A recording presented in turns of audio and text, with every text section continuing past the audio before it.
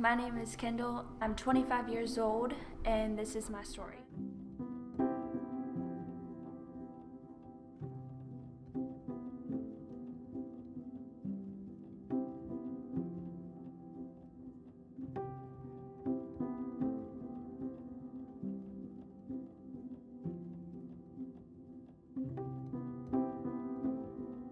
My biological mother, Christy, was in high school. She smoked recreational marijuana. She started using crack, cocaine, speed, and some pretty other harsh drugs. Towards the end of her drug addiction, she started using daily, also with the use of alcohol. In 2001, she was having a party. She got into a fight with one of the neighbors, and the police were called. So when the police arrived, I remember her friends running because they didn't want to be, taken into custody. I remember getting in the back of the police car, going uptown, and I remember at the Beckley police station, I could hear her screaming in the background, crying, of course, saying I didn't have any family, that there was no one to care for me. When Sergeant McMillan, he remembered seeing my uncle in Kroger's, and thankfully I was with him, so he remembered. He called my uncle and said, we've taken your sister into custody, and we have her daughter here if you'd like to come pick her up.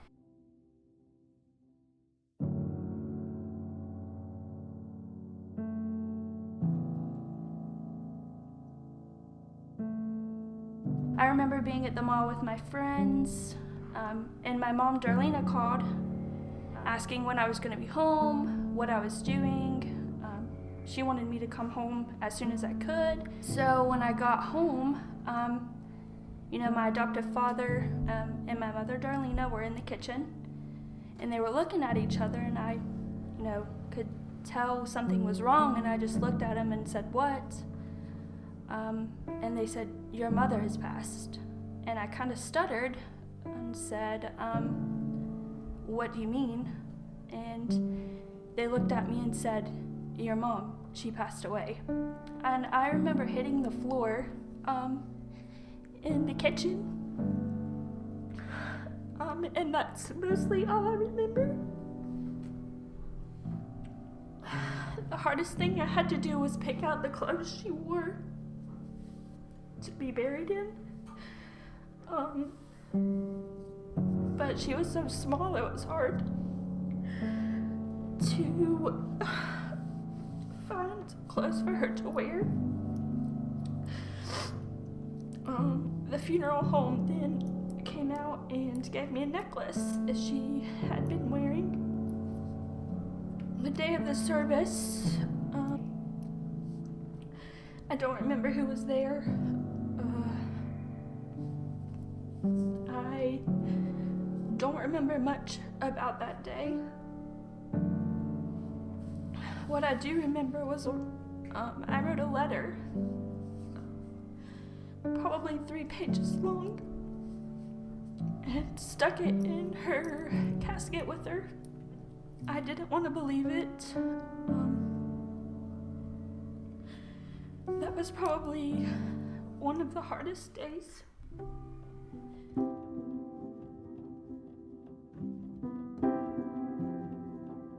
I remember one night her and her boyfriend were staying at the Honey in the Rock motel,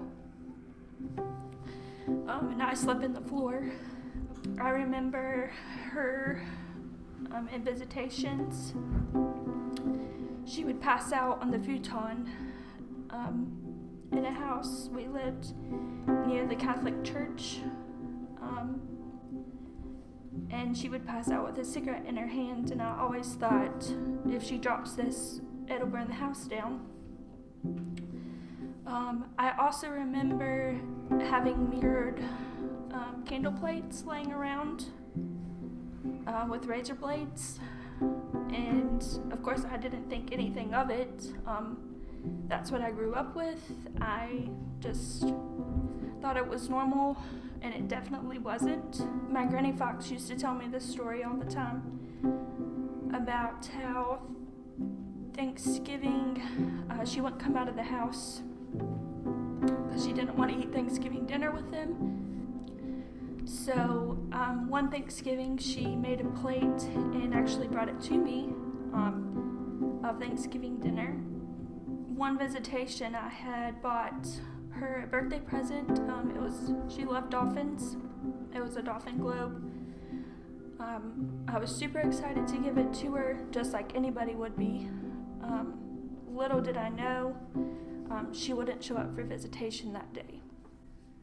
So I still have the gift. I remember the homeless shelter. I would go visit her, and I would eat bowls of cereal in the cafeteria. I didn't really know it was a homeless shelter. I was just super excited to visit her, and I think that's about it.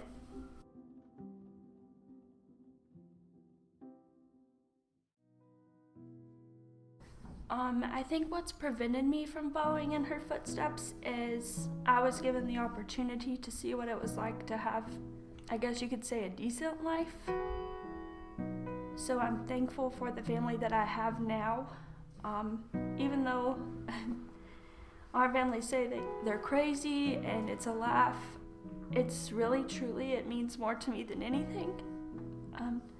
Just because at one point in my life, I didn't have that. Not Us is important to me because I think we should raise awareness for drug abuse. I believe we can make a difference.